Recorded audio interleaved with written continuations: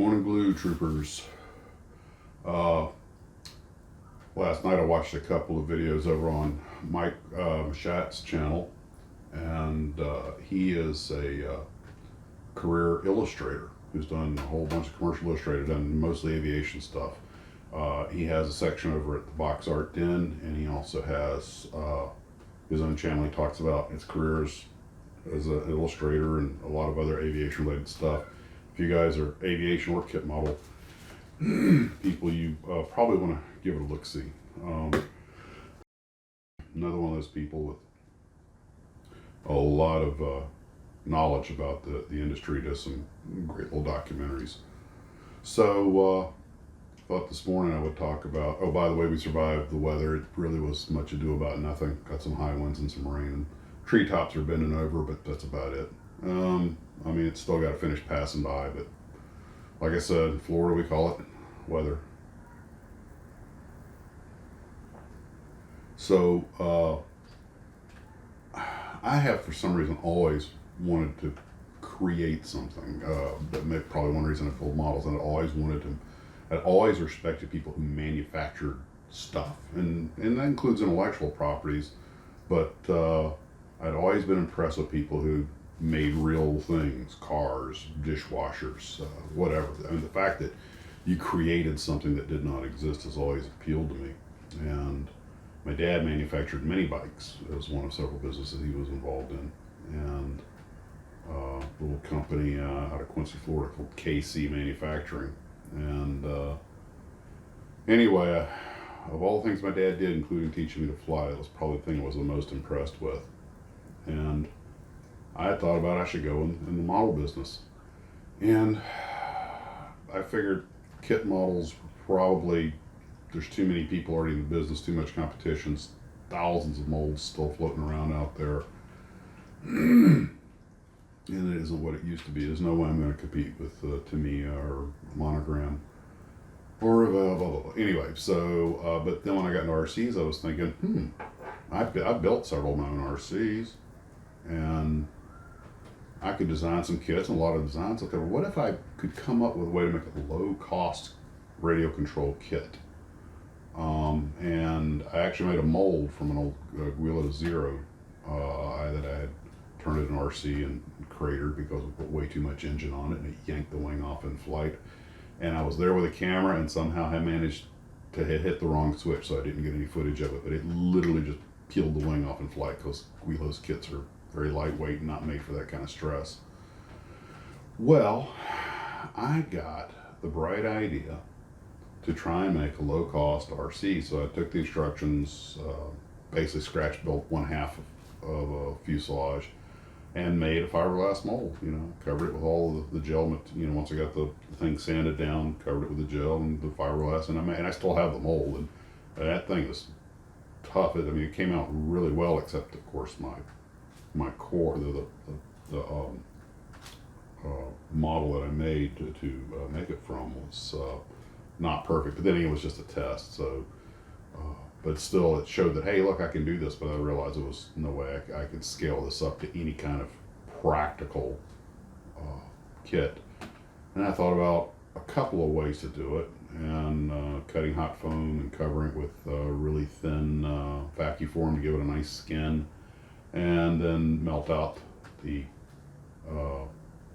core, which I've seen that technique done. And I've seen an airplane of it. I saw a big P-38 over at was it Steve's Hangar? I think it was an RC shop in Orlando for a while. Or was it Hangar 7? I forget. The name changed, but sadly it's not there anymore. And I saw this big P-38 hanging up that was like translucent greenish sort of thing. And he explained to me how the guy had hand made it, and I was like, God, the level of craftsmanship and effort. I was blown away by that. So anyway, I played with a couple of techniques, and I realized there's a reason that they injection mold these things out of EPO foam. If you're gonna make them, that's really the only practical way that you can make even a reasonable number of a few hundred, any kind of with consistently the same. And I looked at the cost of doing it in the U.S. There aren't really many companies that do it in the U.S. anymore. Plus, maybe 50 companies somewhere around, tool and die companies that could cut the molds. I went to several local tool shops, and they were like, we can't do something like that. That's just not what they do. It's very specific, and there's a reason it's either done in China or Eastern Europe or Russia, and the skill set and the labor rates there make it possible. So if I was going to get into the kit model business, what I would probably do is get up with one of the existing mid-sized to smaller kit model companies and have some molds cut and have them produce the molds for me under my name, but that way I wouldn't have to pay the setup cost to buy the machines and everything. All I basically have to do is pay to have molds made. And I'm not saying I'm going to do that, because we're talking even a basic kit, you're starting off at 50 grand to get about a 25, 30 piece kit made. And then God help you if they cut the mold wrong, which happens. That's just the kind of thing that I was like, this isn't the kind of business you can dabble in. You have to have the funds and be committed. That's probably why a lot of these smaller companies have folded. You know, they get some molds cut, they start selling. There's a novelty at first. People buy them up out of curiosity or because interesting subject matter, and then after a couple of years, unless you're making new molds and making new stuff to keep people's interest, they quit selling, and you're like, and you never made enough money to be worth the frustration. It's one of those things that I would imagine looks like more fun than it is.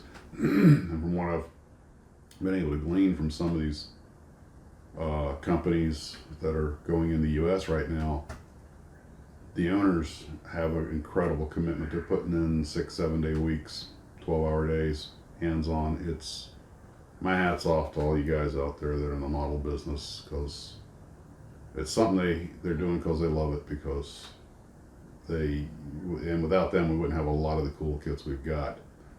But I don't see it as something that they're not going to be sipping Dom Perignon on the Yatchet out of the Hudson. Yeah, it doesn't. I do kind of wonder, even with the bigger companies like Monogram, how much money these guys ever really made doing it, and which explains why so many changes take place when the money men take over, when the people who start the company are gone, and the people who just see the company as investment take over, and then everything changes. And I'm not offhand familiar with any time that they change for the better. And that happened, at least not us as consumers are concerned. There's one possible exception. When Lou Glazer passed away, who had started Revell, his wife Royal took over, and she got the company on a solid footing. But she had been groomed for that position. She understood Lou. She still wanted to see Revell and the model business do well. So she got him on a secure financial footing by changing part of the business model, particularly not just constantly trying to be the biggest company out there. And she dialed back a few of their perhaps riskier projects, and she actually got the company in the black, but she was still interested in making models and model business. So, and she'd been groomed for that position. So I'm not going to call her a money person. She's not like some outside investor that came in. She had blood and sweat equity in the business along with her husband, and so yeah, I can't think of a time that an actual outside investor who was I'm not talking about someone who bought the company who was interested in keeping the models in production and making models. I'm talking about somebody who strictly saw it as, hey, if we buy this plastics company and make these toys, we can, we can get X number of dollars and squeeze the life out of them. Not, those kind of people. Although some of them may have made some money, but I doubt any of them have made anything better for us, the model builders. Well, that's enough of my little diatribe for this morning. And I'm going to go hopefully do some recording today and get started on a newer Aurora video, the one with Andy Yanchus. And hopefully I'll get Imai, the Japanese company. I've got the script written, most of the stuff collected. I just need to get that put together. And provided the weather doesn't get any worse and we don't lose power, And you'll know if we lose power because there won't be a follow-up show. Well, guys, take care. Enjoy your coffee. We'll see you later. Bye-bye.